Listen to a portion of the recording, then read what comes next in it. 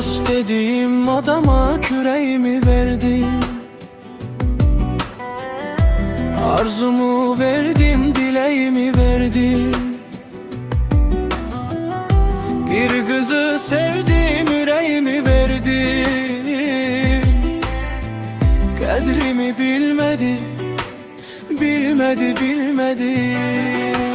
Dert çektim ben lapaz yaşımdan, ne kadar belalar öttü başımdan. Ağlım o kızı sildi yaklaşımdan. Yüreğim silmedi, silmedi, silmedi. Adı var yaşayasan layık hayatta, canana olasan sadık hayatta.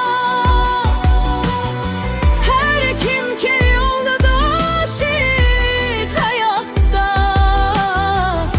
Bir ömür sürmedi, sürmedi, sürmedi. Bir ömür sürmedi, sürmedi, sürmedi. Var devletimi yiyen dostlarım, güya beni çok isteyen dostlarım. Senin üçün ölerem diyen dostlarım, hiçbiri ölmedi, ölmedi, bölmedi. Her biri derdine geldiğim insan, hem ağladığım hem güldüğüm insan. Süfrede cöreğimi böldüğüm insan.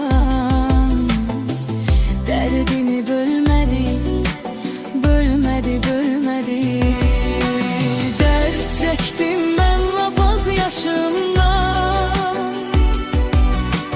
Ne kadar belalar öttü başımdan. Ağlım o kızı sildi yaklaşımdan. Yüreğim silmedi, silmedi, sürmedi. Adı var yaşayasan layık hayatta, canana olasan sadık hayatta. Her kim ki oldu aşık hayatta. bir ömür sürmedi, sürmedi, sürmedi. Bir ömür sürmedi, sürmedi, sürmedi. Bir ömür sürmedi, sürmedi, sürmedi.